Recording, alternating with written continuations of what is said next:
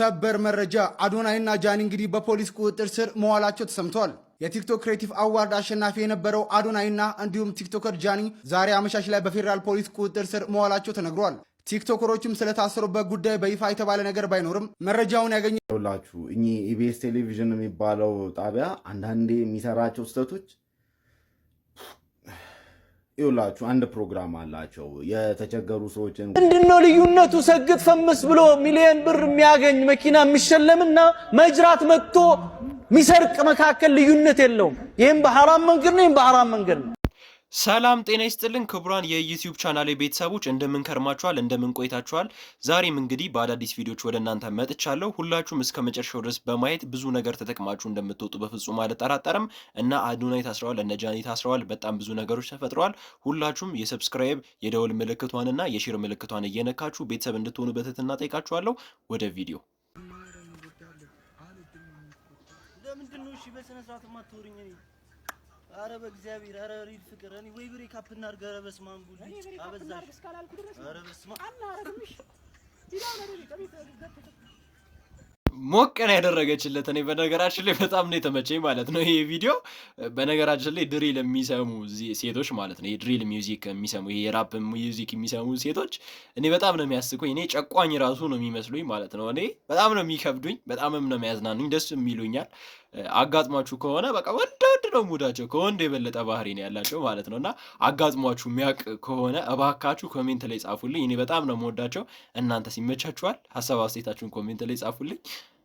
ሚስት ጸጉር ቤት ልሄድ ነው ስትል 2000 ብር አንስታ የምትሰጥ ባል ጸጉር ቤት ሄዳ ጸጉሯን የምትሰፋ ከሆነ 500 ብር ሚሰራ ከሆነ የተሰፋው 500 ብር ጨምርበት 2000 ብር ጥፍሯን ጄል ከተሰራች 1000 ብር 3000 ብር እግሯ ከተዘፈዘፈ 1000 ብር 4000 ብር ጄል እግሯን ከተሰራ ጥፍሯ 1000 ብር 5000 ብር አይላሽ ከተሰራች 2000 ብር ቅንድቧን ከተሰራች 7000 ብር ማለት ቅንድቧን ከተሰራች 200 ብር 7200 ብር ቲፕ ለሶስቱም ለሰሯት 300 ብር የምትሰጥ 8100 ብር። ይሄንን ሁሉ ለማድረግ ደግሞ ከ4 እስከ 5 ሰዓት ይፈጃል። ይደብራታል፣ ይርባታል። ቢዩ ደውላ የሆነ ስናክ ነገር ታስመጣለች 10000 ብር። ወይ እጅግ በጣም ጠቃሚ መረጃ ደኩን እንትን ቁርጭምጭሚታችሁን ሳትሰሩን ቁርጭምጭሚቲ ተረከዚ ምናምን ጆሮ አፍንጫ ምናምን እሱ አትሰሩም። ምግብ ስትበሉስ እንደው እንዳያንቃችሁ ቀዝቀዝ ያለ ነገር አቺን ቡና መጨመር ያስፈልጋል። እዛ ላይ እንደው ረስተሽ ከሆነ ጨምሪበት ብዬ የኔናት አፍሪሶ ግንባታ ዳም ሰው ነው እንደሚሰራው። እዛ ስትሄድ ሜዱላው በለንጋታን ቀየር ሲፍቱ ስፓይናል ኮርድም ታስቀይራላችሁ በዛው። እንዴ ምንድነው ይሄውሉ? ምነው እናቱ እንዴ ጠላት ነው እንዴ? ወንድ እኮ ባልሽ እኮ ጠላት ይከት እኮ ምነው ማጅራቱን እየበታ እንዴ? ኧረ ስነ ስርዓት ተው። የሜካፑ ቀለል አለ ስንል እንደገና ጣጣ ካምቢራሞ አይላሽ አይብሮ ጥርጻፍ እንዴ ታይ እናቱ እውነት እኮ ነው። በነገራችን ላይ ለኔ ራሱ ጥያቄ ይፈጥርብኛል። ጠላት አይደለም እንደ ይባል። በነገራችን ላይ በመረዳዳትና በመተጋገዝ እኔ በጣም ነው ማምነው። ለምን ከተባለ ባልም ከየትም አያመጣም። በነገራችን ላይ ገቢው ይታወቃል። ወጣት ከሆነ በተለይ ምን ሰርቶ ምን ሊያደርግ ይችላል? አሁን ለምሳሌ እንዴት እናንተ ትረዱታላችሁ? በጣም ነው የሚከብደው እኮ። ሴትም ወንድም መረዳት አለባት፣ ወንድም ደግሞ ሴትም መረዳት አለባት። እሷ ቁጭ ብላ የሜካፕ የምኑን የሚቀለባት የምትታረድ የፋሲካ በሬ ወይም ደግሞ የገና በሬ አይደለችም። መተጋገዝ የሚባለው ነገር አለ። አንዳንድ ጊዜ እንኳን እኔ ቢያልፋትስ ብዬ አስባለሁ። እናንተ ምን ታስባላችሁ? ይሄ በጣም ከበድ ያለ ነው። ይሄ ጫና ያለው ነው። በነገራችን ላይ እንደኔ አመለካከት ጥሩ ነው ብዬም ልክ ነው ብዬም አላስብም። ወደ ቀጣይ ቪዲዮ እናልፋለን።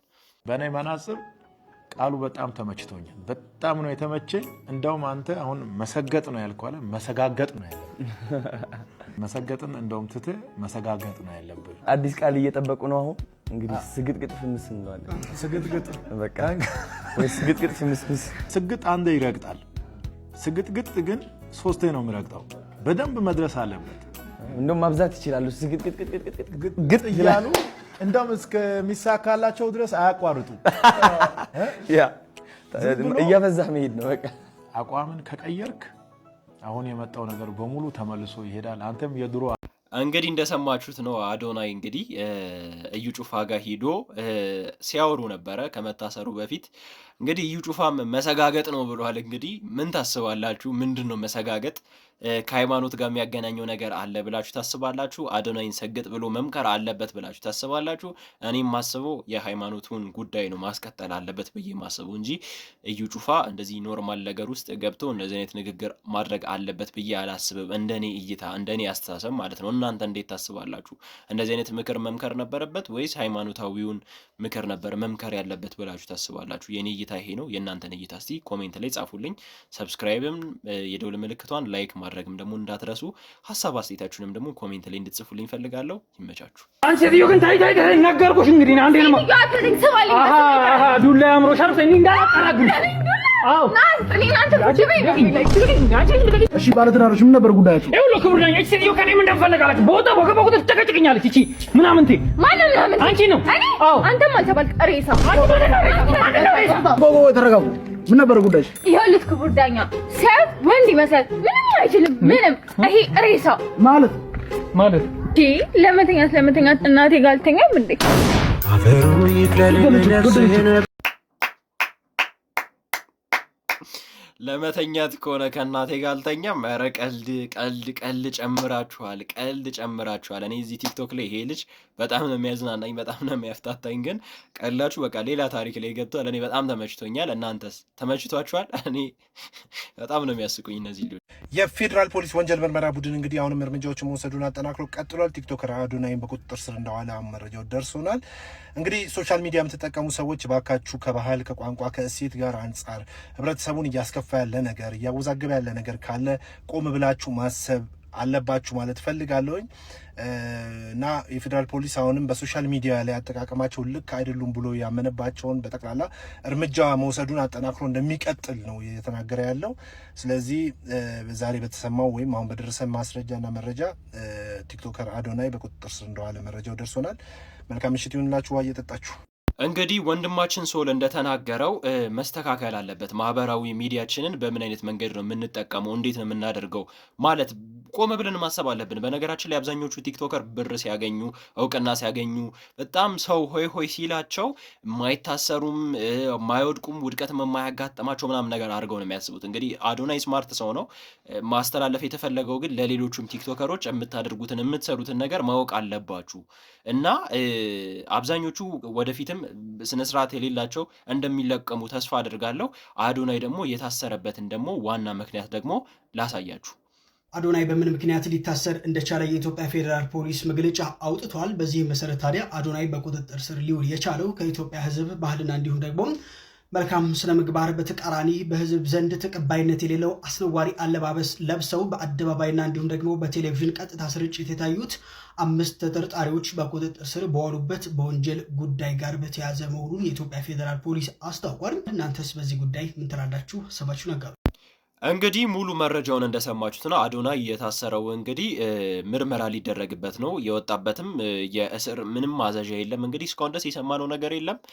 ተጣርቶና ተመርምሮ እንግዲህ ሁሉንም ነገር ለህዝብ ይፋ እንደሚያደርጉ የፌዴራል ፖሊስ መግለጫ ሰጥተዋል፣ ይፋ አድርገዋል። እንግዲህ ሁሉንም ነገር በትዕግስትና በጸሎት እንግዲህ ከጎናቸው እንድንሆን ሁሉንም ነገር በሰላም እንዲወጡ እንግዲህ አዶናይ በጣም ስማርት ልጅ ነው፣ ምርጥ ልጅ ነው፣ ለሰው የሚሆን ልጅ ነው። ይሄ ነገር ይገባዋል ብዬ አላስብም። ተጣርቶ እንደሚወጣ በፍጹም አንጠራጠርም። ሁላችሁም በየሃይማኖታችሁ እንግዲህ ጸሎት አድርጉለት ማለት ፈልጋለሁ። ሀሳብ አስተያየታችሁን ደግሞ ኮሜንት ላይ እየሰጣችሁኝ ወደ ቀጣይ ቪዲዮ እናልፋለን። ምንድነው ልዩነቱ? ሰግጥ ፈምስ ብሎ ሚሊዮን ብር የሚያገኝ መኪና የሚሸለምና መጅራት መጥቶ ሚሰርቅ መካከል ልዩነት የለውም። ይህም በሐራም መንገድ ነው፣ ይህም በሐራም መንገድ ነው።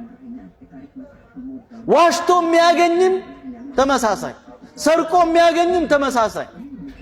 ኡስታዝ አይደለህ እንደ አንተ ቲክቶክ ላይ ምን ትሰራለህ? ሁለተኛ ደግሞ ማለት ነው ሰግጦ መኪና ተሰጠው ምናምን አትበል። አዶናይ እስካሁን ያወጣው ወጪ ማለት ነው አንተን ዘርማን ዘርህ ይገዛል። አንተ ራሱ ማለት ነው ሰግጠሃል። አሁን እዚህ ጋር ሰግጠሃል። አይገርምህም? ኡስታዝ አይደለ? ቲክቶክ ላይ ምን ትሰራለህ? አዶናይስ እንዴት አወቅከው? አንተ ምን ልሰራ ቲክቶክ ገባ? ይፈቅዳል እስልምና ቲክቶክ መግባት? ሲቀጥል ምንም ማሰብ ማችሉ ሰዎች አላችሁ። እንድታስቡና ጭንቅላታችሁ በደንብ እንዲሰራ እና ሰው እንድትሆኑ ፓስተር ቸሬ ብላችሁ ግቡና ቲክቶክ ላይ የፓስተር ቸሬ ምክር ስሙ።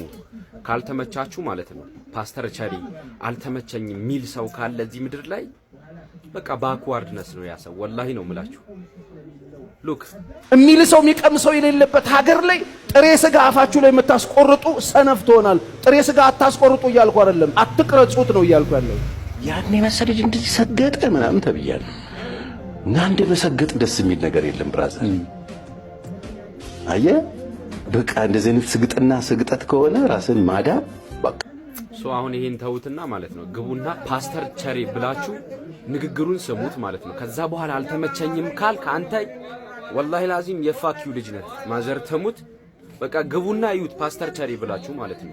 አረ ይመችህ ወላሂ አላህ እድሜህን ያርዝ። ትቻመኛለህ ፓስተር ቸሪ ወላሂ ሲጨንቀኝና ቁርአንና ያንተን ምክሮች ነው የምሰማው። አይ ላቭ ዩ ፓስተር ቸሪ ወላሂ ይመችህ የኔ አባት ክበርልኝ። ልጁ ባነሳው ሀሳብ እንግዲህ እኔ በጣም ነው የምስማማበት። እንግዲህ አንድ ኡስታዝ ወጥቶ ሚዲያ ላይ ስለ ሰግጥና አንድ ሰው ሃንግ የሚመታና ሰግጥ የሚል ሰው እኔ በምንም አለየው ማለት በጣም ከባድ ነገር ነው። ይሄ በምንኛ አስተሳሰብ እንደሆነም አላውቅም። እንግዲህ እንደምታውቁት ለባቡል ሀይር በጣም 8 ሚሊዮን ብር እንዲያሸንፉ ያደረገው አዶናይ ነው። ብዙ ወጣቶችን ብዙ የደቁ ሰዎችን አንስቶ እየረዳ ያለው ሰው እንግዲህ አዶናይ ነው፣ ከማንም የተሻለ ማለት ነው። ከተናገሩት ኡስታዝ የተሻለ የበለጠም ብዙ ነገር እያደረገ ያለ ወጣት ነው እንደኔ ማለት ነው። እና እናንተ እንዴት ታዩታላችሁ? የኡስታዙ ንግግር ትክክል ነው ብዬ አላስብም። ይስተካከል ብዬ አስባለሁ። ይሄ ነገር ይሄ አመለካከት ሰግጥ የሚለውን ነገር ሁላችሁ የምትረዱበትን መንገድ አስተካክሉ ማለት ፈልጋለሁ። ወደ ቀጣይ ቪዲዮ እናልፋለን።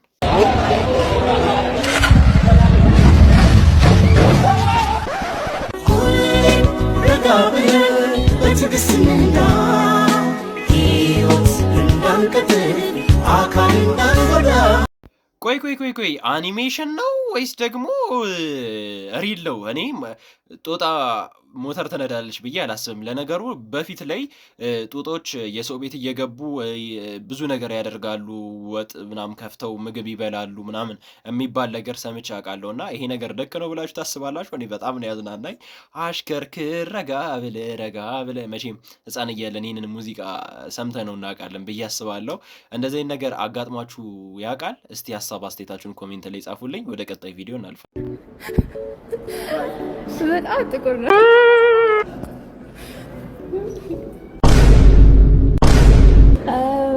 አጭር ነው። ደስ አትልም። ከ10 1 ስንመጣ እንደተለመደው አጭር ነው። አለባበሱ ከምንም ጋር አይሄድም። ባይሆን መልኩ ያምራል እና ከ10 2 ምንክም አያምርም። አቋቋምክም ምንም አያምርም። ለዛ ማለት ከ10 እኔ ምን አደረኩ? ቻለው በደል የምታሳየኝ እኔ በጣም የሚያስጠላኝም የሚቀፈኝም ነገር ምን እንደሆነ ታውቃላችሁ? በመጀመሪያ ራሳችሁን የምታስቀምጡበትን ቦታ ማወቅ አለባችሁ። እንደዚህ አይነት ቦታ ሂዳችሁ ትከበራላችሁ ብዬ አላስብም። ሲቀጥል ደግሞ ሁሉንም ነገር ከፈረንጆች እየታየ እያመጡ ወደዚህ ጋር መገልበጥ ማድረግ ምናምን አያስፈልግም። አንዳንድ ጊዜ እንኳን ለእኛ የሚያስፈልግን በመጀመሪያ ቴክኖሎጂ ነው። በመጀመሪያ የሚያስፈልገን ምን አይነት ቴክኖሎጂ? ሀገርን የሚቀይር ትውልድን የሚያንጽ የሚጠቅም ነገር ካልሆነ እዚህ ጋር መጥቶ ሴት ተደርድራ ወንድ ተደርድሮ ይመርጣታል። ቦዲ ካውንትሽ ስንት ነው? መልክሽ እንደዚህ ነው፣ እንዲህ ቀሚስ ብታደርጊበት ያምርብሻል፣ መነጽርሽ ያምርብሻል ምናምን ዊርድ ነገር ባይወራ እንደዚህ አይነት ቦታ ደግሞ ክብራችሁን ደግሞ አደባባይ ላይ ማይሆን ቦታ ላይ ጠላችሁት ደግሞ እከበራለሁ ብላችሁ ማሰብ ጥሩ ነው ብዬ አላስብም። መጠበቅም ኤክስፔክት ማድረግ አለባችሁ ብዬ አላስብም። እና በጣም ነው የሚደብረው። የምትውሉበትንም ራሳችሁን የምታሳዩበትን ቦታ ለዩ ብዬ አስባለሁ፣ እንደኔ እይታ ማለት ነው። እና ይደብራል። እኔ አፍራለሁ እንደዚህ አይነት ቦታ ላይ መገኘት እና ይስተካከል። እንደዚህ አይነት ቪዲዮ አትስሩ ብዬ አምናለሁ። እኔ ያስጠላል። እናንተ ምን ታስባላችሁ? እንደነገርኳችሁ ነው። በአዶናይ እና በጃኒ እስር ብቻ አያበቃም። ሙን ይቀረዋል፣ ሙን ይታሰራል። እነ ናሆም ፎንቴ፣ ማሜ፣ ፕሬዚዳንት ማሜ፣ ሌላ ስም ጥሩልኝ። እናት የሚያሰድቡ እናት የሚሳደቡ በጣም ብዙ ቆሻሻዎች አሉ። ለሴት ልጅ ክብር የሌላቸው፣ በዘር የሚያንጓጡ፣ በሃይማኖት የሚያንጓጡ በጣም ብዙ ሰዎች መታሰር አለባቸው። የኢትዮጵያ ቲክታክ ኢንተርቴን ነው ማድረግ ያለበት፣ መዝናኛ ነው መሆን ያለበት። ሳቅ፣ ጨዋታ፣ ነቆራ ምናምን ይሻላል። እነዚህ ባለጌ ሰዎች እየተሰበሰቡ መታሰር አለባቸው። አዶናይ እንኳን ጥሩ ልብ አለ።